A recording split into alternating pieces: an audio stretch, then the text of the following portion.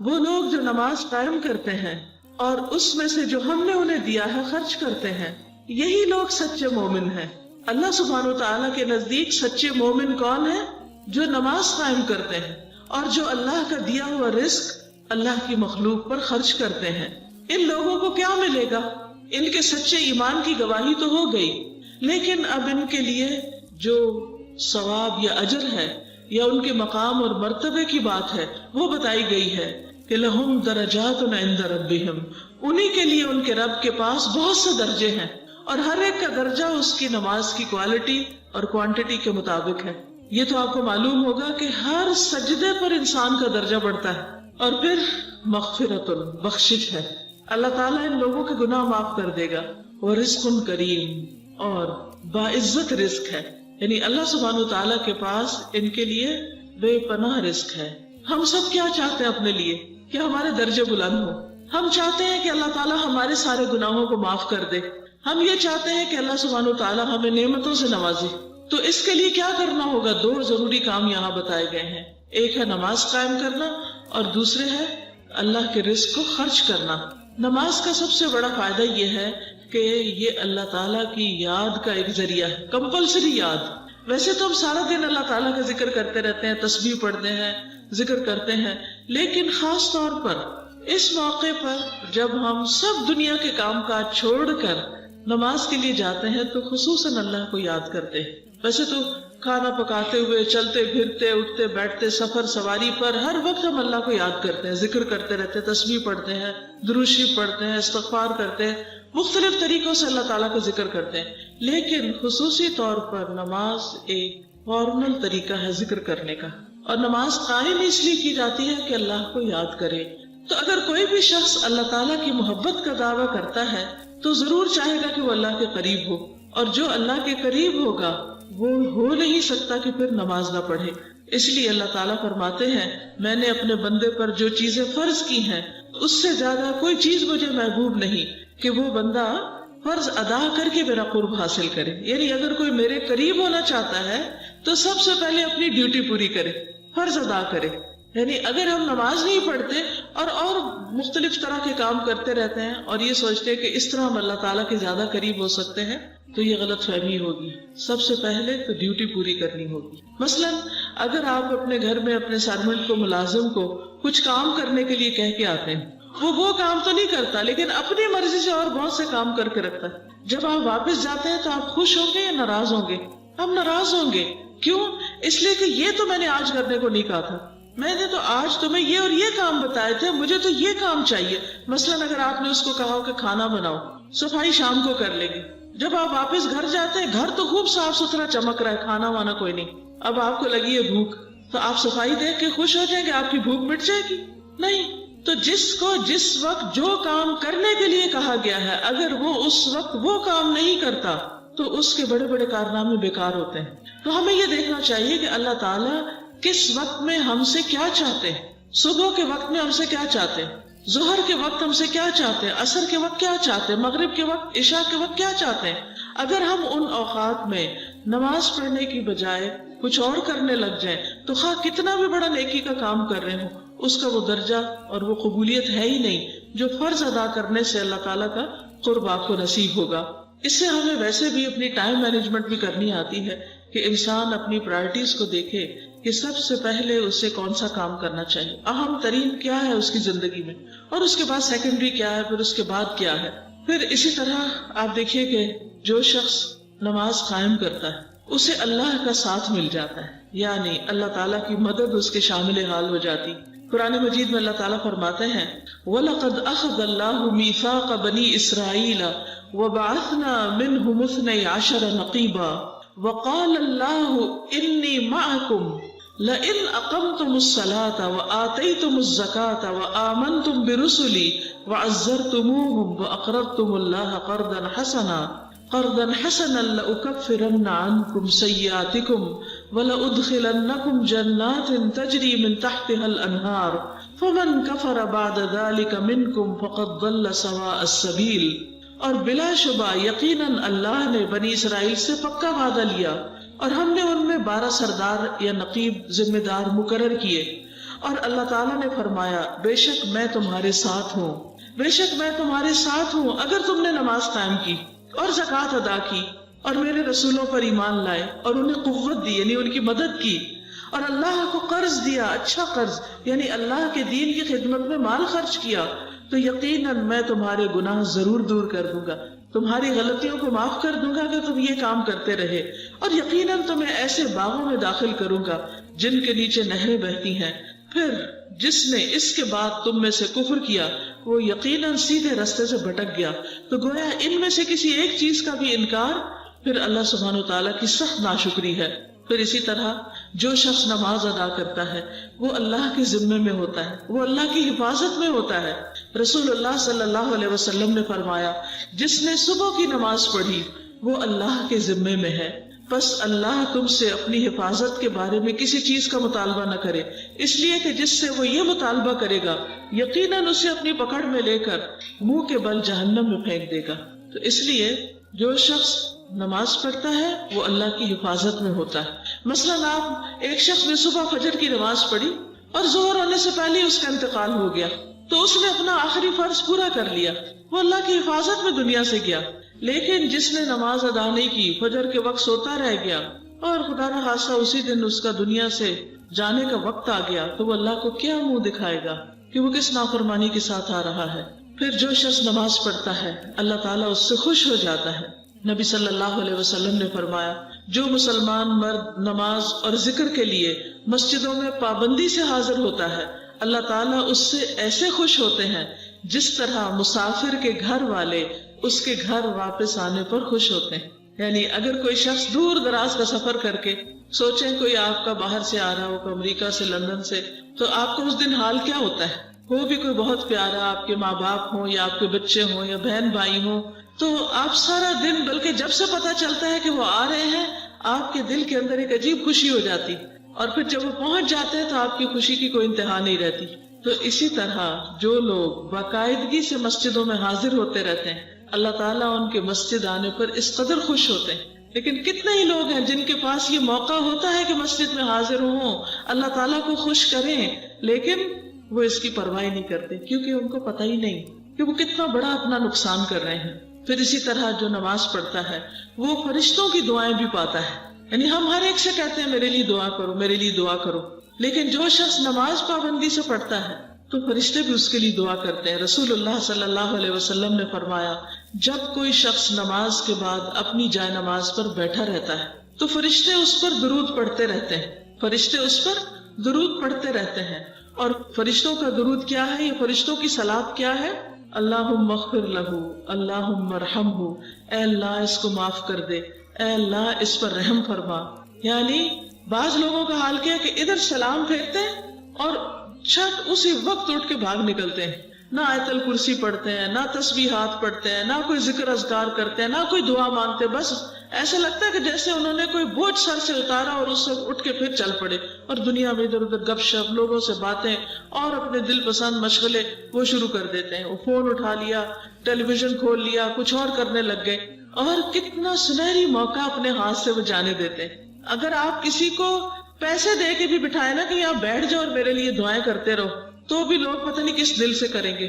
کہ یہاں پر آپ دیکھیے کہ کس طرح صرف آپ نے نماز کے بعد کچھ دیر مصلی پہ بیٹھ جانا ہے اور بیٹھ کے ذکر اذکار کرنے اور دعائیں مانگنی۔ جتنی دیر بھی آپ بیٹھے رہیں اتنی دیر فرشتے دعائیں کرتے رہیں گے۔ اسی طرح اگر وہ بیٹھ کر اگلی نماز کا انتظار کرتا رہے تو فرشتے اس پر بھی صلات پڑھتے ہیں، اور ان کی صلات یہی ہے اللہم اغفر لہ، اللہم ارحمہ، اے اللہ اسے معاف کر دے، اے اللہ اس پر رحم فرما۔ کیا ہم سب کو معافی اور رحم کی ضرورت ہے؟ سب کو ہے۔ کس کس کو؟ سب کو، الحمدللہ ہم سب کو ہے۔ تو اس کا طریقہ کیا ہے فرشتوں کی دعائیں لینے کا؟ کہ نماز کے بعد اطمینان سے تھوڑی دیر بیٹھ جائیں، اللہ یہ کہ کوئی بہت مجبوری ہو تو آپ کو اٹھ کے بھاگنا پڑے، کبھی سفر ہوتا ہے، کبھی جلدی ہوتی ہے، کبھی کوئی دروازہ ناک کر رہا ہوتا ہے، کسی کو بھوک لگی ہے، کھانا مانگ رہا ہوتا ہے، لیکن اس کی بھی تھوڑی سی اگر انسان پلاننگ کر رہے ہیں نا کہ ذرا سا پہلے شروع کر دے تاکہ بعد میں تھوڑی سی کم از کم تسبیحات فاطمہ جو ہے 33 دفعہ سبحان اللہ، 33 بار الحمدللہ، 34 بار اللہ اکبر پڑھ کے تو دعا مانگ لے، تو اتنا کر سکے تو اتنا بھی کر لے۔ اتنی دیر خود بھی ہم دعا مانگ رہے، فرشتے بھی مانگ رہے ہیں۔ پھر اسی طرح اللہ سبحانہ تعالیٰ ایسے بندوں پر رحم فرماتے ہیں. سورۃ النور 56 میں اللہ تعالیٰ فرماتے ہیں وَأَقِيمُوا الصَّلَاةَ وَآتُوا الزَّكَاةَ وَأَطِيعُوا الرَّسُولَ لَعَلَّكُمْ تُرْحَمُونَ. اور نماز قائم کرو اور زکوٰۃ ادا کرو اور رسول کا حکم مانو تاکہ تم رحم کیے جاؤ. اور مومن مرد اور مومن عورتیں ان کے بعض کے دوست ہیں، یعنی آپس میں ان کے اندر بہت پیار محبت ہے. مومن عورتوں میں بھی اور مومن مردوں میں بھی آپس میں بہت اچھی انڈرسٹینڈنگ ہے، یعنی وہ ایک دوسرے کے لیے مہربان اور شفیق ہیں. وہ نیکی کا حکم دیتے ہیں اور برائی سے منع کرتے ہیں اور نماز قائم کرتے ہیں اور زکوٰۃ دیتے ہیں اور اللہ اور اس کے رسول کا حکم مانتے ہیں. یہی لوگ ہیں جن پر اللہ ضرور رحم کرے گا، یہ اللہ کا وعدہ ہے. اولئک سیرحمہم اللہ ان اللہ عزیز حکیم. بے شک اللہ سب پر غالب اور کمال حکمت والا ہے. پھر اسی طرح نبی صلی اللہ علیہ وسلم نے فرمایا جب تم میں سے کوئی آدمی نماز کے لیے کھڑا ہوتا ہے تو اللہ تعالیٰ کی رحمت اس کی طرف متوجہ ہو جاتی، وہ اس کی طرف آنے لگتی. یعنی آپ ادھر سے اللہ اکبر کہتے ہیں اور ادھر سے اللہ سبحانہ تعالیٰ کی رحمت آپ کی طرف آنے لگتی، آپ اللہ کی خاص رحمت میں آ جاتے ہیں.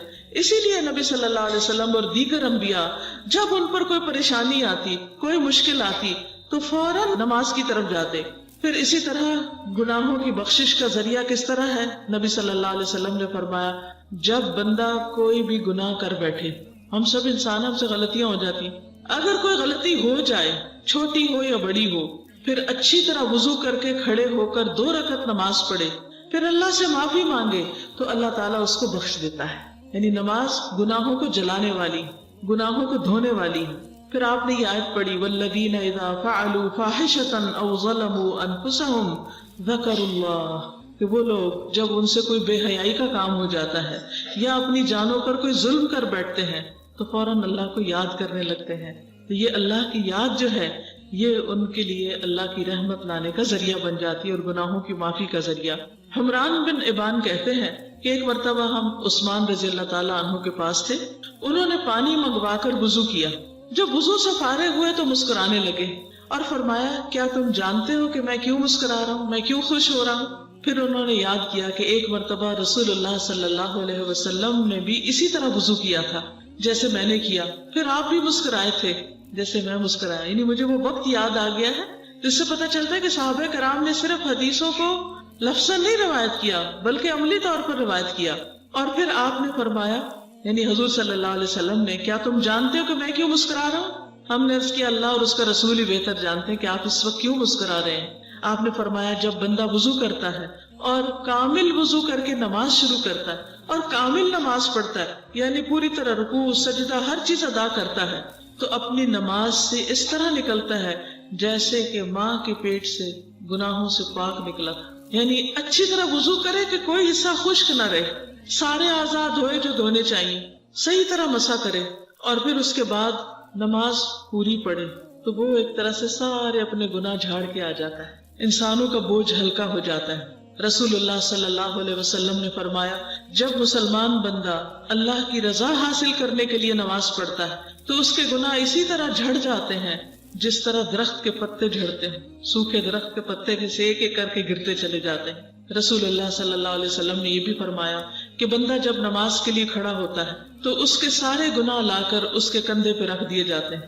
یعنی کھڑے ہوئے یہاں رکھ دیے گئے، جب وہ رکوع کرتا ہے تو وہ نیچے گر جاتے ہیں، سجدہ کرتا ہے تو وہ اس سے جھڑ جاتے ہیں. تو اس طرح وہ اس بوجھ سے آزاد ہو جاتا ہے. پھر وہ مشہور حدیث بھی آپ کو یاد ہوگی کہ حضور صلی اللہ علیہ وسلم نے یہ فرمایا تھا کہ اگر کسی شخص کے دروازے پر نہر جاری ہو، یہ آپ کے بھی دروازے پہ نہر ہے یہاں، اور وہ روزانہ اس میں 5 مرتبہ نہائے، آپ تو شاید ایک بار بھی نہیں اس میں ڈبکی لگائے ہوں گے، تو فرمایا کہ تمہارا کیا گمان ہے، تمہارا کیا خیال ہے کہ کیا اس کے بدن پر میل کا کچھ بھی حصہ باقی رہے گا؟ آپ یوں سمجھے کہ دن میں 5 دفعہ آپ شاور کرنے جاتے ہیں، یعنی پورا نہاتے ہیں جا کے، ایک دفعہ بھی نہا لے تو ایسے احساس ہوتا ہے صاف ہے. فرمایا یہی حال 5 نمازوں کا ہے، یہی حال 5 نمازوں کا ہے. اللہ تعالیٰ ان کے ذریعے گناہوں کو مٹا دیتا ہے. یعنی جیسے 5 دفعہ شاور لیا ایسے 5 دفعہ سارے گناہ انسان کے جھڑ گئے اور بالکل ہلکا پھلکا ہو کر صاف ستھرا ہو کر بستر میں جاتا ہے رات کو سونے کے لیے. اور اگر نماز نہیں پڑھتا تو گناہوں کی پوٹلی ساتھ لے کے جاتا ہے اور اسی بوجھ کے ساتھ اٹھتا ہے اور وہی بوجھ لے کے دنیا کے کام کاج کرتا ہے اور اس طرح یہ نجاست بڑھتی چلی جاتی.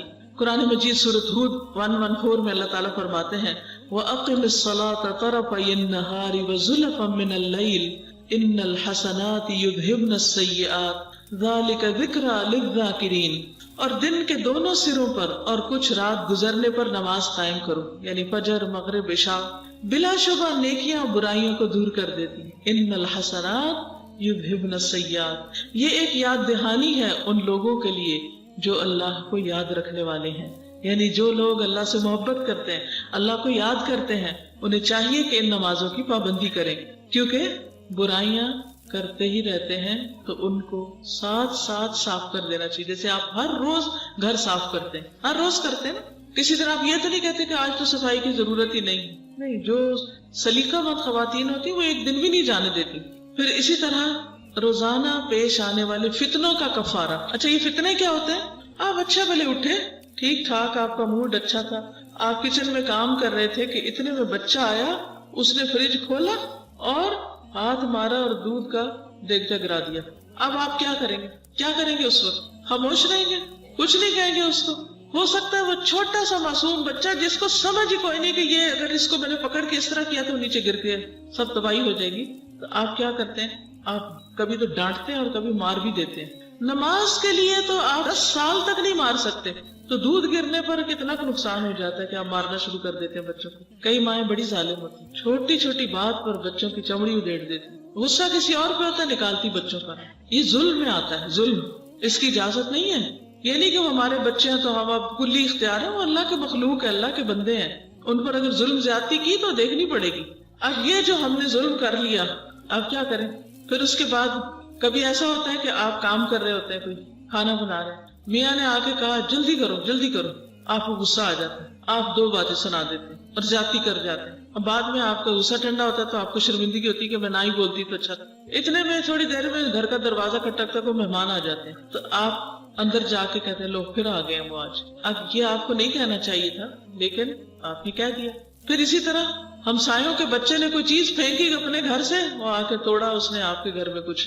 تو یہ جتنی بھی چیزیں چھوٹی موٹی دن میں سارا دن ہوتی ہیں نا، اور ہم سے غلطیاں ہو جاتی ہیں، بد اخلاقی پہ اتر آتے ہیں، زیادتی پہ اتر آتے ہیں. تو ان فتنوں کا یا ان آزمائشوں کا جو کفارہ ہے، اس کے لیے بھی نماز اور صدقہ بہت مجرب. یہ نماز اور صدقہ انسان کے وہ فتنہ جو اس کی بیوی، اولاد اور پڑوسی میں ہوتا ہے، اس کے لیے کفارہ بن جاتا ہے. نماز، صدقہ اور اچھی بات، اس سے یہ گناہ مٹ جاتے ہیں. پھر اسی طرح دنیا اور آخرت دونوں میں نور حاصل کرنے کا ذریعہ. حدیث میں آتا ہے الصلاۃ نور، نماز روشنی ہے، نور ہے. ایک اور جگہ پر فرمایا فرض اور نفل نماز نور ہے. یہ دل میں نور ہے، چہرے میں نور ہے، قبر میں نور ہے، حشر میں نور ہے. کہیں اندھیرا نہیں ہوگا. یعنی اگر چاہتے ہیں کہ قبر میں روشنی ہو تو وہاں واپڈا کی لائن نہیں لگے گی، وہاں نماز ہی ساتھ جائے گی تو روشنی ہوگی. اور ایک حقیقت ہے کہ انسان جس وقت صحیح معنوں میں اللہ تعالیٰ کی عبادت کرتا ہے، نماز پڑھتا ہے، دعا مانگتا ہے، تو اس کے اندر ایک سکون سا آ جاتا ہے. اس کے دل کے اندر سے غم کے اندھیرے چھٹنے لگتے ہیں اگر واقعی صحیح معنوں میں وہ نماز پڑھتا ہے. پھر اسی طرح راحت اور سکون کا ذریعہ ہے. سالم بن ابو جاد سے روایت ہے کہ ایک آدمی نے کہا کاش میں نماز پڑھ لیتا تو سکون پاتا. تو دوسرے لوگوں نے گویا اس کے اس انداز پر برا منایا کہ یہ کیا کہہ رہا ہے. اس نے کہا کہ میں نے رسول اللہ صلی اللہ علیہ وسلم سے سنا تھا، آپ فرماتے تھے بلال نماز کی اقامت کہو اور ہمیں اس سے راحت پہنچاؤ. یعنی ہمارے دل کے اوپر ایک پریشانی سی آ گئی ہے یا ایک دل کے اوپر بوجھ سا ہے، تو تم اذان دو تاکہ ہم نماز پڑھیں اور ہمارا دل سکون میں آ جائے. اور یہ ایک آزمائی ہوئی چیز ہے کہ نماز سے پہلے اور بعد کی کیفیت میں لازمی فرق ہوتا ہے. یعنی جب تک آپ ایک نماز کے بعد دوسری تک آتے ہیں نا تو بیچ میں کچھ نہ کچھ ہو جاتا ہے، ایک بے چینی سی لگ جاتی. اور جب آپ دوسری نماز کی طرف آتے ہیں تو آپ کو ایک اطمینان سا نصیب ہوتا ہے اور آپ ہلکے سے ہو جاتے ہیں. اور ویسے بھی الا بذکر اللہ تطمئن القلوب، خبردار اللہ کے ذکر سے دل مطمئن ہو جاتے ہیں، دلوں کو اطمینان نصیب ہوتا ہے، بے چینیاں ختم ہو جاتی. پھر اسی طرح نبی صلی اللہ علیہ وسلم نے نماز کو اپنی آنکھوں کی ٹھنڈک قرار دیا کہ نماز میری آنکھوں کی ٹھنڈک. پھر آپ دیکھیے کہ نماز جو ہے یہ جسم اور روح کی مشترکہ ورزش ہے، ایک ایکسرسائز ہے، انسان کو ایکٹیو بناتی ہے. اور جب ایکٹیو بناتی ہے تو انسان کو باقی کام کاج بھی آسان لگتے ہیں. اور کام بھی مشکل نہیں لگتے، کیونکہ جسم کے اندر اتنی فلیکسیبلٹی آ جاتی ہے کہ اٹھنا بیٹھنا، نیچے سے کچھ اٹھانا، کچھ کرنا، یہ سب چیزیں آسان ہو جاتی ہیں۔ اور پھر چونکہ عام ایکسرسائزز میں کیا ہوتا ہے، آپ بور ہو جاتے ہیں، جیسے آپ ایروبکس کرتے ہیں، اسٹریچز کرتے ہیں، یا آپ ٹریڈ مل کرتے ہیں، تو بہت سے لوگ اس وقت میوزک سننے لگتے ہیں۔ اگر ان سے پوچھو بھی یہ کیوں کرتے ہیں، یہ ظلم کیوں ڈھاتے ہیں اپنے اوپر، تو کہتے ہیں اس طرح ہمیں پتہ ہی نہیں چلتا کہ ہم ایکسرسائز کر رہے ہیں، ورنہ اگر خاموشی کے ساتھ چپ کر کے ایکسرسائز کرے تو وہ بہت بھاری گزرتی۔ تو آپ دیکھیے کہ دن میں 5 دفعہ انسان کو قیام، رکوع، سجدے اور تشہد میں بیٹھنے اور پھر کھڑے ہونے اور پھر نیچے جانے، پھر کھڑے ہونے، پھر نیچے جانے کا جو حکم دیا گیا، اور خاص پوزیشن پر انسان اپنی کمر کو جھکائے، خاص پوزیشن پر سجدہ کرے، اپنے پراپر طریقے سے، خاص طریقے سے اتحیات میں بیٹھے، تو یہ تمام چیز اس کے جسمانی جوڑوں کو متحرک کر دیتی ہے۔ اور جب جوڑ حرکت کرتے ہیں تو ساتھ ہی انسان کے جو پھیپھڑے اور جو اس کا ڈائجسٹو سسٹم ہے اور سرکولیٹری سسٹم ہے، وہ سارے بھی حرکت میں آ جاتے ہیں، کیونکہ ایک پوری باڈی جو ہے اس کے اندر ایک ہیٹ آ جاتی ہے۔ اور دوسری طرف اللہ سبحانہ وتعالیٰ کی جو عبادت ہے یا اللہ کا ذکر ہے وہ بھی ساتھ جاری رہتا ہے، جس سے دل کو اطمینان ہوتا ہے، پھر انسان حشاش بشاش اور خوش مزاج ہو جاتا ہے۔ نبی صلی اللہ علیہ وسلم نے فرمایا، شیطان تم میں سے ہر ایک آدمی کی گردن پر جب وہ سو جاتا ہے 3 گرے لگا دیتا ہے۔ جو سوتا ہے تو شیطان ناٹس لگاتا ہے گردن پہ، اور ہر گرہ پہ پھونک مارتا ہے، کیا کہتا ہے، ابھی رات بڑی لمبی ہے۔ تو جب کوئی بیدار ہوتا ہے اور اللہ کا ذکر کرتا ہے، یعنی آنکھ کھلی اور کہا الحمدللہ الذی احیانا بعدما اماتنا والیہ النشور، ایک گرہ کھل جاتی۔ جب وضو کرتا ہے تو 2 گرے کھل جاتی ہیں، جب نماز پڑھ لیتا ہے تو ساری گریں کھل جاتی۔ تو یہ جو جنات اور جادو، ان سب چیزوں کا بھی حل یہی ہے، انسان شیطان کے تسلط اور جنات کے تسلط سے آزاد ہونے کے لیے کثرت سے نماز پڑھے۔ فرمایا وہ صبح کو حشاش بشاش خوش مزاج اٹھتا ہے، یعنی اس کے ریلیشن شپ بھی دوسروں کے ساتھ پھر اچھے ہونے لگتے ہیں، ورنہ اس کی صبح نفس کی خباثت اور سستی کے ساتھ ہوتی، لیزی، نہ کوئی گھر کا کام نہ باہر کا، کچھ نہیں، بس ایک بیماری کسی کیفیت اس پہ تاری رہتی۔ اور ویسے بھی آپ دیکھیں، ہم خود بھی جب اپنے بچے سنبھالتے ہیں تو ہم تھکتے ہیں نا، تنگ آ جاتے ہیں نا، کبھی 1-2 لگا بھی دیتے ہیں۔ تو جن میڈس پر آپ اپنے بچے سارا وقت چھوڑے رکھتے ہیں وہ نہیں تھکتی ہوں؟ جب وہ تھکتی ہوں گی تو بچوں کے ساتھ کیا کرتی ہوں گی؟ انہیں کیا پڑی؟ تو اس لیے آپ نے جو بھی ایکٹیویٹی کرنی ہے، جو بھی کوئی کام کرنا ہے، یا تو اپنے بچوں کو ساتھ رکھیں، یا اگر کسی کی ہیلپ لینی بھی ہے تو نگاہوں کے سامنے لیں، یہ نہیں کہ ان کے ساتھ کہیں سے کہیں بھیج دیں اور جو چاہیں کرتے رہیں۔ ساری زندگی کے لیے بچے ذہنی اور نفسیاتی بیمار ہو جاتے ہیں، ان کو طرح طرح کی پریشانیاں لگ جاتی ہیں، ان کا کانفیڈنس ختم ہو جاتا ہے، ان کی حیا ختم ہو جاتی، ان کے آگے زندگی کے تعلقات متاثر ہو جاتے ہیں۔ تو اس لیے اپنے بچوں پر اور اپنی نسلوں پر یہ ظلم نہ ڈھائیں کہ ٹوٹل ذمہ داری ان کے اوپر ڈال دیں۔ تو بچوں کو سنبھالنے کی طاقت بھی کہاں سے آئے گی؟ نماز ہی سے آئے گی۔ پھر اسی طرح یہ ہے کہ جو شخص نماز پڑھتا ہے اس کا دل نیکی کی باتوں میں لگتا ہے، جو شخص نماز نہیں پڑھتا نا اس کا دل سیاہ ہونے لگتا ہے۔ جب اس کو کوئی قرآن کی بات بتائیں، دین کی بات بتائیں، اسلام کی بات بتائیں تو وہ کیا کرتا ہے؟ وہ بیزار ہوتا ہے، وہ سننا ہی نہیں چاہتا۔ مثلا اگر آپ کا بچہ نماز نہیں پڑھتا نا تو آپ اسے اللہ سبحانہ وتعالیٰ کی، رسول اللہ صلی اللہ علیہ وسلم کی کوئی بات بتائیں گے تو کیا ہوگا؟ وہ نہیں سننا چاہے گا، کیونکہ شیطان نے اس کے دل پہ قبضہ کر رکھا ہے۔ ابھی آپ نے سورۃ الناس سنی ہوگی کہ کس طرح قل اعوذ برب الناس ملک الناس الہ الناس، اللہ سبحانہ وتعالیٰ کے 3 ناموں کے ساتھ اللہ تعالیٰ کی پناہ لی گئی، اور پھر کس سے بچنے کے لیے؟ من شر الوسواس الخناس، اس بڑے وسوسہ ڈالنے والے کے شر سے جو بار بار پلٹ پلٹ کے آ کر وسوسے ڈالتا ہے۔ الذی یوسوس فی صدور الناس، جو لوگوں کے سینوں میں وسوسے ڈالتا ہے، دلوں میں وسوسے ڈالتا ہے۔ من الجنۃ والناس، جنوں میں سے پھر انسانوں میں سے۔ آپ دیکھیے کہ ہمارے بچے اور ہمارے قریب عزیز دوست بعض اوقات ایسے ماحول میں ہوتے ہیں جہاں کوئی اللہ کا نام نہیں لیتا، کوئی بھی نماز نہیں پڑھتا۔ جب ان لوگوں کے بیچ میں رہتے ہیں تو پھر وہ انہیں جیسے ہونے لگتے ہیں، ماحول ان پر اثر انداز ہوتا ہے۔ اور پھر جب ان سے کہا جاتا ہے کہ آؤ دین کی طرف، آؤ قرآن پڑھو، تو ان کا دل نہیں لگتا، ان کو مزہ ہی نہیں آتا، ان کو اس میں کوئی انٹرسٹ نہیں ہوتا۔ تو آپ نے کبھی سوچا کہ اس کی روٹ کاز کیا ہے؟ اس کی وجہ کیا ہے؟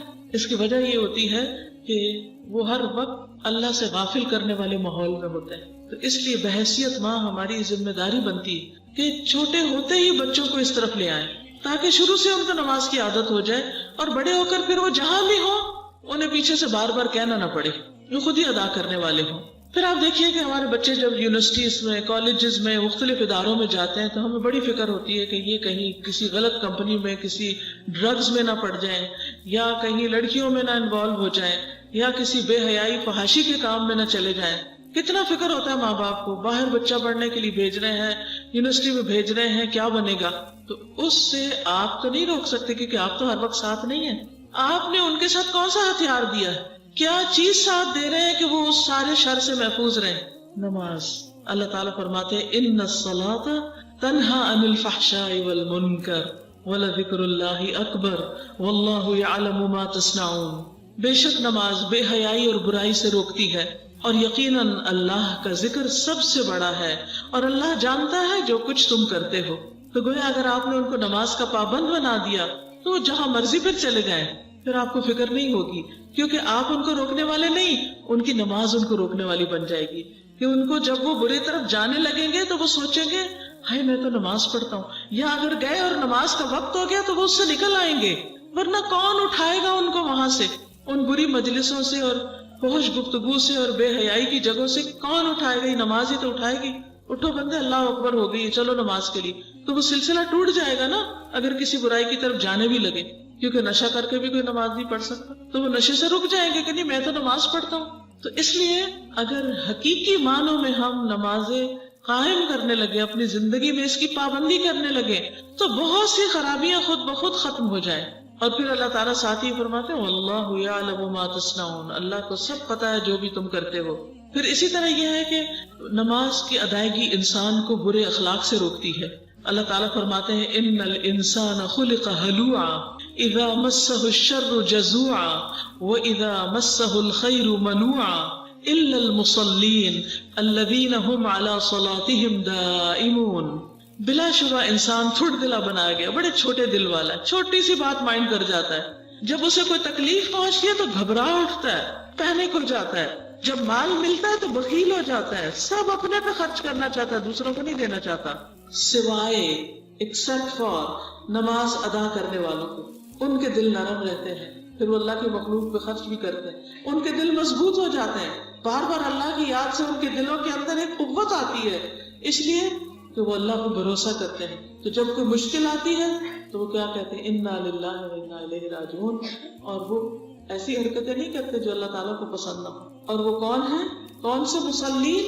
الذین هم علی صلاتهم دائمون، وہ جو اپنی نمازوں میں دوام اختیار کرتے ہیں، جو ہمیشہ نماز پڑھتے ہیں. کچھ لوگ ایسے ہوتے ہیں نا جو 2 نمازیں پڑھتے ہیں، 4 پڑھتے ہیں، یا کبھی جمعے کی پڑھ لیتے ہیں. نہیں، یہ ان کی صفت بیان ہوئی ہے جو ساری نمازیں پابندی کے ساتھ پڑھتے ہیں. پھر اسی طرح اور بھی جو بڑی بڑی عادتیں اور بڑے بڑے گناہ ہیں ان سے بھی نماز روکتی ہے. ابو ہریرہ رضی اللہ عنہ کہتے ہیں کہ ایک آدمی نبی صلی اللہ علیہ وسلم کے پاس آیا اور کہا کہ فلاں آدمی رات کو تو نماز پڑھتا ہے لیکن صبح کے وقت چوریاں کرتا ہے. آپ نے فرمایا ان قریب اس کا یہ عمل اسے ایسا کرنے سے روک دے گا. یعنی اگر وہ نماز پڑھتا رہا تو ایک دن چوری سے بھی رک جائے گا. کیونکہ انسان کے دل کی کیفیات مختلف ہوتی رہتی ہیں. جب انسان اللہ اکبر کرتا ہے، اللہ کے حضور حاضر ہوتا ہے، تو انسان سوچتا ہے کہ اچھا میں کیا کرتا ہوں. اس کو اپنے اعمال بھی یاد آتے ہیں، اس کو اپنے گناہوں پر شرمندگی بھی ہوتی ہے کہ میں اللہ تعالیٰ کے سامنے کس منہ سے جا کے کھڑا ہو رہا ہوں. اور اس طرح یہ شرمندگی اس کو آئندہ بڑے بڑے گناہوں سے، کبیرہ گناہوں سے بچا لیتی ہے. لیکن اگر انسان نماز بھی نہیں پڑھتا اور برے کام کرتا تو وہ اور زیادہ شیطان اس کو بکپ کرتا رہتا ہے اور وہ دلیر ہو جاتا ہے. پھر اسی طرح نماز سے فقر دور ہوتا ہے، انسان کی حاجتیں پوری ہوتی. نبی صلی اللہ علیہ وسلم نے فرمایا، اللہ تعالیٰ فرماتے ہیں اے آدم کے بیٹے تم اپنے آپ کو میری عبادت کے لیے فارغ کر لو، یعنی وقت نکالو عبادت کے لیے. خواہ کتنے بھی بزی ہو، نماز کے لیے، عبادت کے لیے وقت نکالو. میں تمہارے دل کو بے نیازی سے بھر دوں گا، یعنی تمہارے اندر ایک کنٹینٹمنٹ دے دوں گا اور تمہارا فقر دور کر دوں گا. وہ جو ایک محتاجی ہے نا، یاد رکھیے کم پیسے والے نہیں محتاج ہوتے. بعض اوقات بڑے بڑے مالداروں کے اندر ایک بے چینی کہ ہائی کچھ نہیں، یہ قرضہ دینا ہے، اس کو دینا ہے، اس کو دینا ہے، بڑے خرچے ہیں. تو اس کو ہر وقت ڈر لگا رہتا ہے کہ پتہ نہیں کس وقت یہ سب کچھ الٹ جائے، کس وقت مارکیٹ ڈاؤن ہو جائے، کس وقت کیا پریشانی آ جائے. تو وہ ہر وقت ایک خوف میں رہتا ہے. لیکن نمازی کے اندر یہ خوف نہیں ہوتا، کیونکہ اس کا اللہ سبحانہ وتعالیٰ پر توکل ہوتا ہے، بھروسہ ہوتا ہے، اور اس کو پتا ہوتا ہے کہ میں ہر تھوڑی دیر کے بعد اپنے رب کے حضور جا کر پھر مانگوں گا ایاک نعبد و ایاک نستعین، کہ صرف تیری ہم عبادت کرتے ہیں، اور صرف تجھ سے ہم مدد چاہتے ہیں، تو اللہ میری مدد ضرور کرے گا۔ اس کو اللہ تعالیٰ کی مدد پر یقین ہوتا ہے۔ تو اللہ تعالیٰ کا یہ وعدہ ہے کہ اگر تم میری عبادت کے لیے وقت نکالو گے تو میں تمہارے دل کو بے نیازی سے بھر دوں گا، یعنی غنا ڈال دوں گا اس میں۔ اور ایک اور جگہ پر آتا ہے نا کہ الغنا غنا النفس، اصل قناعت اور غنا اور امیری اور دولت مندی دل کی امیری ہوتی، جو دل کا بادشاہ ہوتا ہے، اور تمہارا فقر دور کر دوں گا۔ لیکن اگر تم ایسا نہیں کرو گے تو میں تمہارے دونوں ہاتھ کاموں میں مشغول کر دوں گا، اور اس کے باوجود تمہارا فقر دور نہیں کروں گا، تمہاری محتاجی دور نہیں کروں گا۔ یعنی اگر تم صرف مال کمانے میں لگے رہے، صرف دنیا کے کام میں لگے رہے، تو تمہاری یہ مشکلیں آسان نہیں ہوگی۔ آپ دیکھیں کہ مثلاً ہم گھروں کے کام کر رہے ہوتے ہیں، بعض اوقات بہت مصروفیت ہوتی، لیکن جس وقت آپ نماز پڑھتے تو کیا ہوتا ہے، سب کچھ چھوڑ دیتے، کچن میں ہیں، صفائی کر رہے ہیں، کپڑے دھو، سب چھوڑ دیا، آئے، منہ ہاتھ دھویا، صاف ستھرے ہوئے اور نماز کھڑے ہو کے پڑھی۔ جب رکوع میں جاتے ہیں ساری کمر کی تھکاوٹ اتر جاتی، جب آپ سجدے میں جاتے ہیں ساری گردن اور باقی حصوں کی تھکاوٹ اتر جاتی، جب آپ کھڑے ہوتے ہیں تو اس سے بہتر ہوتے ہیں جب آپ نے نماز شروع کی تھی، پھر دوسری رکعت، پھر تیسری، پھر چوتھی۔ بلیو می، آخر میں آ کے آپ جب اٹھتے ہیں تو ایسا لگتا ہے جیسے ہلکے ہو گئے، تھکاوٹ ہی ختم ہو گئی۔ اگر آپ صبح سے پڑھ رہے ہیں تو بھی اگر آپ نماز کے لیے اٹھتے ہیں تو آپ کی ایکسرسائز روحانی جسمانی ہو جاتی ہے، آپ فریش ہو جاتے ہیں، دوبارہ جا کے بیٹھتے ہیں اور اچھی طرح پڑھ سکتے ہیں، اس چینج سے آپ کی حالت بہتر ہوتی ہے۔ لیکن اگر آپ اٹھتے ہی نہیں اور بیٹھے رہتے ہیں تو اس بیٹھنے سے کئی بیماریاں بن جاتی ہیں۔ تو یہاں اللہ تعالیٰ کا وعدہ ہے کہ اگر تم کرو گے تو تمہاری محتاجی دور ہوگی، اور اگر تم میری عبادت کے لیے نہیں نکلو گے تمہاری مصروفیت کم نہیں ہوگی، تمہارے کام ختم نہیں ہوں گے، اور اس کے باوجود تمہارا فقر بھی ختم نہیں ہوگا۔ محنت مزدوری بھی بہت کرو گے، کام بھی بہت کرو گے، لیکن محتاجی اپنی جگہ برقرار رہے گی۔ پھر اسی طرح نماز سے ہم وقت کی پابندی بھی سیکھتے ہیں۔ آپ دیکھیے کہ نمازوں کے اوقات بڑے زبردست ہیں۔ ایک وہ وقت ہے جب سورج نکلتا ہے تو اس سے پہلے پہلے نماز پوری کریں، تو آپ کو ایک ٹارگٹ دے دیا گیا، ڈیڈ لائن جیسے ہوتا ہے نا، کاموں کی ڈیڈ لائن مقرر کرتے ہیں، ڈیڈ لائن دے دی گئی، اس سے پہلے پورا کرنا ہے۔ آپ ہر صورت سورج نکلنے سے کافی دیر پہلے اٹھتے ہیں، کم از کم گھنٹہ، تاکہ آرام سے نماز پڑھ سکیں اور دعائیں وغیرہ پڑھ سکیں۔ تو اب آپ کا ٹائم ٹیبل خود ہی سیٹ ہونے لگا۔ اچھا، پھر سورج نکل آتا ہے، نکلنے کے بعد تھوڑا اونچا ہوتا ہے تو ایک نماز پھر پڑھ لیتے ہیں آپ اشراق کی۔ پھر اس کے بعد جب سورج ڈھلنے لگتا ہے پھر آپ آ جاتے ہیں نماز پڑھنے۔ پھر جب سورج اور نیچے کو جانے لگتا ہے پھر عصر کے پڑھنے آ جاتے، پھر غروب ہو جاتا ہے پھر آپ پڑھتے، پھر جب اندھیرا ہو جاتا ہے پھر آپ پڑھتے، اور جب رات کا آخری حصہ ہوتا ہے کہ تہجد پڑھنے والے پھر آپ نماز پڑھتے۔ تو اس سے آپ کے پورے دن کی ٹائم مینجمنٹ ہو جاتی ہے، ٹائم ٹیبل بن جاتا ہے۔ آپ اپنے ضروری کاموں کو ہر نماز کے ساتھ باندھ سکتے ہیں۔ فجر پڑھ کے میں نے یہ کرنا ہے، ظہر کے ساتھ یہ کرنا ہے، عصر کے بعد یہ کرنا ہے، مغرب کے بعد یہ کرنا ہے، عشاء کے بعد سو جانا ہے۔ تو ہر مسلمان کا ٹائم ٹیبل اللہ تعالیٰ نے بنا دیا ہے، اور پھر جس نماز کے ساتھ جو آپ کام باندھ لیتے ہیں، چاہے کوئی پڑھائی ہے، گھر کا کام ہے، یہ کچھ اور ہے، تو آپ کے پاس فارغ وقت بھی پھر نکل آتا ہے، آپ آرام بھی کر پاتے ہیں۔ تو اس لیے وقت کی پابندی انسان کو نمازوں سے ہی آتی۔ پھر اسی طرح ایک اور آیت میں آتا ہے، اقم الصلاۃ لدلوک الشمس الی غسق اللیل وقرآن الفجر ان قرآن الفجر کان مشہودا۔ نماز قائم کرو سورج ڈھلنے سے رات کے اندھیرے تک، اور فجر کا قرآن پڑھو، بے شک فجر کا قرآن ہمیشہ سے حاضر ہونے کا وقت رہا ہے، یعنی فرشتوں کی حاضری ہوتی ہے اس وقت۔ حضرت عبداللہ بن عمر سے روایت ہے کہ اللہ کے نبی صلی اللہ علیہ وسلم نے فرمایا، جب تم فجر کی نماز پڑھ چکو تو اس کا وقت باقی ہے جب تک سورج کا اوپر کا کنارہ نہ نکلے۔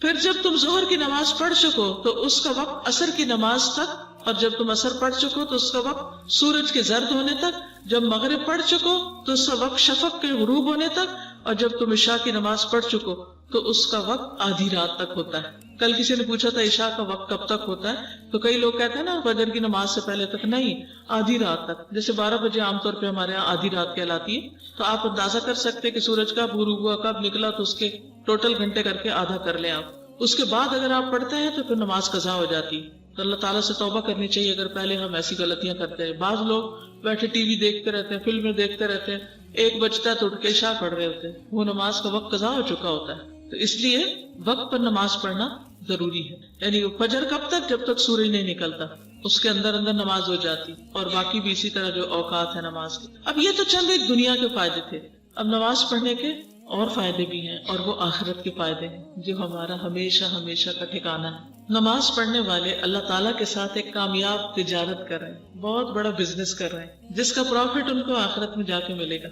اللہ تعالیٰ فرماتے ہیں ان الذین یتلون کتاب اللہ، بے شک وہ لوگ جو اللہ کی کتاب کی تلاوت کرتے ہیں، وَأَقَامُوا الصَّلَاةَ، اور نماز قائم کرتے ہیں، وَأَنفَقُوا مِمَّا رَزَقْنَاهُمْ سِرًّا وَعَلَانِيَةً، اور جو رزق ہم نے انہیں دیا ہے اس میں سے کھلے چھپے خرچ کرتے ہیں، دکھا کے بھی چھپا کے بھی، دیتے رہتے ہیں۔ یرجون تجارتا لن تبور، وہ ایسی تجارت کی امید رکھتے ہیں جو کبھی بھی برباد نہ ہوگی۔ ایسا بزنس ہے جس کا ڈاؤن فال ہے ہی نہیں، ایسی تجارت، ایسا کاروبار کہ جس میں صرف نفع ہے، جس کے آخر میں صرف پروفٹ ہی پروفٹ ہے۔ دنیا میں کوئی آپ کو گارنٹی نہیں دیتا، کوئی دے ہی نہیں سکتا کہ یہ بزنس تم کرو تو ضرور تم کو فائدہ ہوگا۔ فائدہ بھی ہو سکتا ہے، نقصان بھی ہو سکتا ہے۔ تو بابرکت لوگ وہ ہوتے ہیں جو جہاں بھی ہوں، جس حال میں بھی ہوں، لوگوں کے لیے، دین اور دنیا کے لیے نفع بخش ہوتے ہیں، خیر و بھلائی کا باعث ہوتے ہیں۔ عیسیٰ علیہ السلام کے بارے میں آتا ہے نا قرآن مجید میں، وَجَعَلَنِي نَبِيًّا وَجَعَلَنِي مُبَارَكًا أَيْنَمَا كُنتُ، کہ اللہ نے مجھے نبی بنایا اور میں جہاں بھی ہوں مجھے بہت برکت والا بنایا۔ ابن قیم الجوزیہ اس آیت کی تفسیر میں کہتے ہیں، یعنی اللہ نے مجھے خیر کی تعلیم دینے والا، اپنی طرف بلانے والا اور اپنی یاد دلانے والا اور اپنی اطاعت کی ترغیب دینے والا بنایا، یعنی لوگوں کو اللہ کی طرف بلایا۔ تو ایسا آدمی بابرکت ہوتا ہے کہ جو لوگوں کی زندگی میں ایک ویلیو ایڈ کرے، کہ ان کو دنیا سے کاٹ کے رب والا بنا دے، ربانی بنا دے، ان کا رخ زمین کی حقیر چیزوں سے اٹھ کر اوپر کو جائے، بلندیوں کی طرف جائے، اس کے مقاصد بلند ہوں۔ تو وہ کہتے ہیں کہ جس شخص میں یہ صفات نہ ہو وہ برکت سے خالی ہوتا ہے، وہ برکت سے خالی ہے۔ کون سی صفات؟ کہ لوگوں کو خیر کی تعلیم، خیر سے مراد صرف قرآن کی تعلیم نہیں، قرآن تو خیر ہے ہی ہے، اس کے علاوہ بھی خیر و بھلائی، دین دنیا سے متعلق جو بھی خیر و بھلائی ہے وہ دوسروں کو سکھانا، اللہ کی طرف بلانا، اللہ کی یاد دلانا لوگوں کو۔ کہتے ہیں کہ جس شخص میں یہ صفات نہ ہو وہ برکت سے خالی ہوتا ہے اور اس سے ملاقات اور مجلس بے برکت ہو جاتی ہے۔ ایسے شخص کی ملاقات بھی بے برکت ہے اور مجلس بھی بے برکت ہے جس میں کوئی خیر کی بات نہ ہو۔ تو آدمی کی برکت یہ ہے، یہ ابن قیم کا قول ہے، آدمی کی برکت یہ ہے کہ وہ جہاں جائے خیر و بھلائی سکھائے، جسے بھی ملے، جس سے بھی ملے اس کی خیر خواہی کرے۔ اسی طرح امام حسن بصری بچے کی پیدائش پر ان الفاظ سے مبارکباد دیتے تھے، جعلہ اللہ مبارکن علیک وعلی امت محمد صلی اللہ علیہ وسلم، کہ اللہ سبحانہ وتعالیٰ اس بچے کو تمہارے لیے اور امت محمد صلی اللہ علیہ وسلم کے لیے مبارک بنا دے، یعنی ماں باپ کے لیے بھی فائدہ مند ہو اور کس کے لیے ہو؟ امت محمد صلی اللہ علیہ وسلم کے لیے۔ اسی طرح ایوب السختیانی کو جب کوئی اپنے نومولود کی مبارک دیتا تو یہی دعا دیتے تھے۔ کتنے لوگ ہوتے ہیں جن کے پاس ڈھیروں معلومات ہوتی ہیں لیکن وہ کسی کو کچھ بھی نہیں بتاتے، ان کی ذات سے کسی کو کوئی فائدہ نہیں پہنچتا، لیکن کتنے ہی کم علم لوگ ہوتے ہیں لیکن ان سے بیسوں لوگ فائدہ اٹھا جاتے ہیں۔ تو ہم میں سے ہر شخص اپنے لیے اپنے آپ سے پوچھے، یہ غور و فکر اب ہوگا آپ کا، یعنی اس بات کو میری سن کر اب آپ کا غور و فکر کیا ہوگا کہ میں اس جگہ موجود ہوں، میں یہاں کسی کو کیا خیر پہنچا سکتی ہوں، میں اپنے گھر میں ہوں تو گھر والوں کو کیا خیر پہنچا سکتی ہوں، میں اپنی والدہ کے پاس جا کر بیٹھی ہوں تو ان کے لیے کیا خیر کی بات کر سکتی ہوں، ان کو کیا فائدہ پہنچا سکتی ہوں، میں اپنے بہن بھائیوں کے درمیان ہوں تو ان کو کیا فائدہ پہنچا سکتی ہوں، میں اپنے روم میٹس کے ساتھ ہوں ان کو کیا فائدہ پہنچا سکتی ہوں۔ تو مومن جہاں بھی ہوتا ہے بابرکت ہوتا ہے، اور فاجر فاسق جہاں بھی جاتا ہے نحوست ساتھ لے کے جاتا ہے۔ تو میں آپ کو پھر غور و فکر کی دعوت دوں گی۔ آج کا لیسن اس طرح سنیے کہ آپ اس کے بعد پھر سے جا کر تنہائی میں غور و فکر کریں گے کسی بھی عملی نقطے پر جو آپ کو یہاں بتایا جائے گا۔ تو چلیے شروع کرتے ہیں۔ نحمدہ ونصلی علی رسولہ الکریم، اما بعد فاعوذ باللہ من الشیطان الرجیم، बिस्मिल्लाहिर्रहमानिर्रहीम। रब्बि इश्रह ली सदरी व यस्सिर ली अमरी वहलुल उक़दतम मिन लिसानी यफ़क़हू क़ौली। अल्हम्दुलिल्लाहिल्लज़ी ख़लक़ल इंसाना व सव्वाहू व अल्लमहू व कर्रमहू व फ़द्दलहू वस्तख़लफ़हू। ला इलाहा इल्लल्लाहु वहदहू ला शरीक लहू यख़्लुक़ु मा यशाअ व यख़्तार। हर किस्म की हम्द अल्लाह के लिए है जिसने इंसान को पैदा किया और उसे दुरुस्त बनाया और तालीम दी और उसे इज्जत और फजीलत दी और उसे खलीफा बनाया। अल्लाह के सिवा कोई माबूद बरहक नहीं, वो अकेला है, उसका कोई शरीक नहीं। वो जो चाहता है पैदा करता है और जिसको चाहता है मुंतखब कर लेता है, चुन लेता है। हम आदम अलैहिस्सलाम के बारे में पढ़ रहे थे। पिछली आयत में बयान हुआ कि अल्लाह ताला ने आदम अलैहिस्सलाम को इल्म की बिना पर फजीलत दी और उन्हें ऐसा इल्म सिखाया जो फरिश्तों के पास नहीं था। चनाचे फरिश्तों ने अल्लाह सुब्हानो ताला के अलीम और हकीम होने का एतराफ कर लिया और इस बात को भी तस्लीम किया कि वो एक अदना सी चीज की मारिफत से भी कासिर थे जो अल्लाह ने उनको नहीं सिखाई।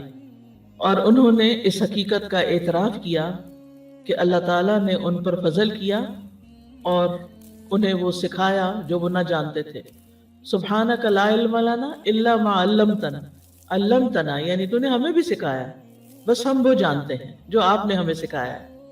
तो ये एक तरह से एतराफ भी है और अपनी कम इल्मी का भी एतराफ है कि इसके अलावा हमारे पास कुछ नहीं है, हम और कुछ नहीं जानते। कितनी आजिज़ी है और अल्लाह सुब्हानो ताला की अजमत का और उसकी नेमत और एहसान का कैसा एतराफ है। अब इसके बाद क्या होता है, फरिश्तों के सामने आदम अलैहिस्सलाम का मकाम वाज़े हो जाता है कि जिन नामों को वो नहीं बता सके, अब आदम अलैहिस्सलाम से जब पूछा गया तो उन्होंने वो नाम बता दिए। तो आज हम शुरू करेंगे आयत नंबर 33 से। फरमाया, ए आदम, इन्हें इनके नाम बताओ। फिर जब उसने उन्हें इन सब के नाम बता दिए तो फरमाया, क्या मैंने तुम्हें कहा न था कि बेशक मैं आसमानों और जमीन के गैब जानता हूँ और मैं जानता हूँ जो कुछ तुम जाहिर करते हो और जो कुछ तुम छुपाते हो। क़ौला, अल्लाह ताला ने फरमाया, किससे? आदम अलैहिस्सलाम से। पुकारा, या आदम, ए आदम, अम्बिहुम, इन्हें बता दो। क्या? बेअस्माइहिम, हिम आ रहा है, फिर हाउलाई के बाद हिम आ रहा है और कल हम इस पे बात कर चुके हैं कि हिम क्यों है। इन सब के नाम बता दो। तो जो ही आदम अलैहिस्सलाम को हुक्म मिला तो उन्होंने फरिश्तों को उन तमाम चीज़ों के नाम बता दिए जो बहुत सारी थी, जिनकी तरफ अल्लाह ताला ने इशारा किया था, और बगैर किसी गलती के सब कुछ बता दिया। यानी जो इल्म अल्लाह ने आदम अलैहिस्सलाम को इल्मुल अस्मा सिखाया था वो उन्होंने अच्छी तरह महफूज किया हुआ था और अल्लाह ताला के पूछने पर उन्होंने वो सारे का सारा बता दिया। अब जो ही वो सारे नाम आदम अलैहिस्सलाम ने बताए तो फरिश्ते हैरान रह गए कि आदम के पास इतना इल्म है। आप इल्म वालों से मुतासिर होते हैं ना। अगर एक बच्चा भी आपसे ज्यादा अच्छा कुरान पढ़ सकता हो, ज्यादा सूरतें उसको आती हो, क्रॉस रेफरेंसिंग कर सकता हो, तर्जुमा भी जानता हो, तो आपकी आंखें खुलती जाती, हैरानी बढ़ती जाती है और आपको लामहला एतराफ करना पड़ता है। अब आप उस छोटे से बच्चे की भी कदर करने लगते हैं। क्यों? क्योंकि इसके पास इल्म ज्यादा है और अगर रमजान आए तो आप उसको अपने आगे खड़ा करते हैं क्योंकि वो आपसे ज्यादा कुरान जानता है, वो आपको तरावीह पढ़ा सकता है। तो ये एक कुदरती सी बात है कि जिसके पास इल्म हो फिर वो उस इल्म का इजहार भी करे, उस इल्म से किसी को फायदा भी पहुंचाए, वो मालूमात दूसरों तक पास ऑन भी करे, तो लाजमी तौर पर उस शख्स की एक इज्जत, एक तारीफ और एक बड़ाई का एहसास कि ये हमसे बेहतर है वो दिल में पैदा होता है। अगर दिल भी फरिश्तों की तरह हो, वरना बहुत से लोग तो शैतान की तरह हसद का शिकार हो जाते हैं और कोई ना कोई उसके अंदर खामी ढूंढ लेते हैं। अप्रिशिएट करने की बजाय कोई ना कोई तनकीद का पहलू कहीं से कोई नुक्ता निकाल के ढूंढ ढांड के खूब बदनाम करना शुरू कर देते हैं। تو فرشتوں کا یہ طرز عمل بہت ہی بہترین طرز عمل ہے کہ انہوں نے اعتراف کر لیا. تو آدم علیہ السلام کا فرشتوں کو مختلف چیزوں کے ناموں کی خبر دینے کی بنیاد تعلیم پر تھی. ٹھیک ہے، یعنی آدم علیہ السلام علم کی بنا پر جواب دے پا رہے تھے. تو اس لیے علم کا حاصل کرنا اور سیکھنا بہت ضروری ہے.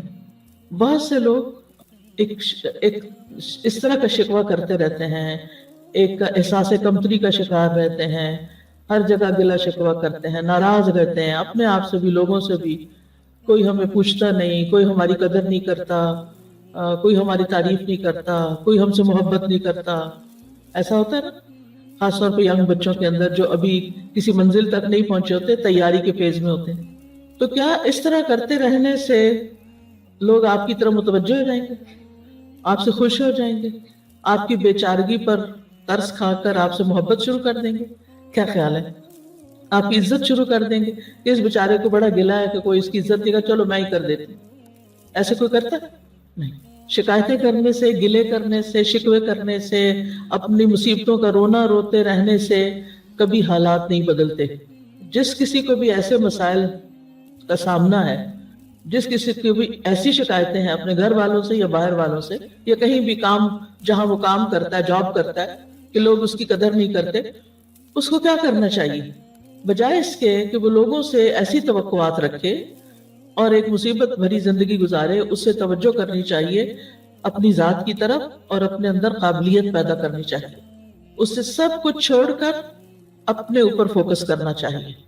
اوروں کی غلطیاں اور اوروں کی خامیاں ڈھونڈنے کی بجائے اپنی غلطیوں کا اعتراف کر کے، اپنی کمی کوتاہی کا اعتراف کر کے اپنے اندر قابلیت پیدا کرنی چاہیے. یعنی اگر تم کچھ چاہتے ہو تو پھر کیا کرو؟ اگر اپنا لوہا منوانا چاہتے ہو تو پھر کیا کرو؟ گلے شکوے چھوڑ کر علم حاصل کرو. آدم علیہ السلام کو عزت ملی تھی، شرف ملا تھا علم کی بنیاد پر. فلما انبأهم باسمائهم، پھر جب انہوں نے یعنی آدم علیہ السلام نے ان کو یعنی فرشتوں کو بتا دیے باسمائهم ان کے نام، جن چیزوں کے بھی نام کہے گئے تھے بتانے کے لیے، قال تو اللہ تعالیٰ نے فرمایا الم اقل لکم، کیا میں نے تم سے کہا نہ تھا، انی عالم غیب السماوات والارض، کہ میں آسمانوں اور زمین کے غیب جانتا ہوں. یعنی آدم علیہ السلام کے چیزوں کے نام بتانے میں ایک حکمت تھی. یعنی آدم علیہ السلام کو زمین کا خلیفہ بنانے میں ایک حکمت تھی، اور یہاں پھر آدم علیہ السلام سے نام پوچھ کر اور ان کے آگے بتانے میں بھی ایک حکمت تھی. یعنی اللہ تعالیٰ نے آدم علیہ السلام کو کیوں کہا کہ یہ سب بتائیں، تاکہ فرشتے اس بات کو اور اچھی طرح جان لیں کہ اللہ تعالیٰ کا ہر فیصلہ حکمت پر مبنی ہے اور اللہ تعالیٰ کا علم کامل ہے، اور اللہ تعالیٰ جانتا ہے کہ آدم میں کچھ ایسی چیزیں ہیں جن کی بنا پر انہیں فضیلت دی جا رہی ہے. اور دوسرے یہ کہ اللہ تعالیٰ غیب جانتے ہیں، عالم غیب السماوات والارض، اور غیب سے مراد ہر وہ چیز ہے جو ہم سے اوجھل ہو، جس کا ہم مشاہدہ نہ کر سکتے ہوں. تو ہمارا رب ان سب چیزوں کو بھی جانتا ہے جنہیں ہم نہیں جانتے، جنہیں ہم دیکھ نہیں سکتے، وہ ہماری نگاہوں سے اوجھل ہیں. اب یہاں پر یہ کیوں کہا گیا کہ میں آسمانوں اور زمین کے غیب جانتا ہوں؟ یہ کہنا کافی نہیں تھا کہ میں آسمانوں اور زمین کی چیزوں کو جانتا ہوں؟ کیونکہ جب غیب جانتا ہے اللہ تو پھر حاضر بھی جانتا ہے. یعنی جو چھپا ہوا جانتا ہے، چھپی ہوئی ہر چیز کو جانتا ہے، تو وہ ظاہر کی ہر چیز کو کیوں نہیں جانتا؟ تو اس لیے یہاں پر غیب کا خاص طور پر ذکر کیا گیا. انی عالم غیب السماوات والارض، یعنی نہ صرف یہ کہ آدم علیہ السلام کو شرف دینے کی وجہ جانتا ہوں، بلکہ آسمانوں اور زمین کے بھی سارے راز جانتا ہوں. اور پھر اللہ تعالیٰ نے اپنے علم کے بارے میں تاکیداً یہ بات کہی، کیونکہ اس سے پہلے اللہ تعالیٰ نے فرما دیا تھا انی عالم ما لا تعلمون، اس وقت بس اتنا سا جواب دیا گیا. پھر ان کو حقیقت میں تمام چیز کا مشاہدہ کرا کے عملی طور پر مثال پیش کر کے آدم علیہ السلام کی، اور انہیں ایک تجربے سے گزار کر ان کے سامنے ظاہر کر کے پھر مزید اچھی طرح قائل کر دیا گیا، اور فرشتے قائل بھی ہو گئے. تو وضاحت کر دی گئی کہ قال الم اقل لکم، میں نے پہلے یہ نہیں کہا تھا، تاکہ فرشتے اچھی طرح جان لیں کہ کائنات میں جو کچھ ہو رہا ہے اس کی ساری حکمتیں، ساری مصلحتیں اللہ تعالیٰ جانتا ہے اور صرف اللہ ہی جانتا ہے. حتیٰ کہ اللہ کے مقرب ترین فرشتے بھی اللہ سبحانہ وتعالیٰ کے اس علم میں اس کے شریک نہیں. کس علم میں؟ علم الغیب میں. یہ بھی ایک بڑا اہم نقطہ ہے جاننے کا کہ علم الغیب کا مالک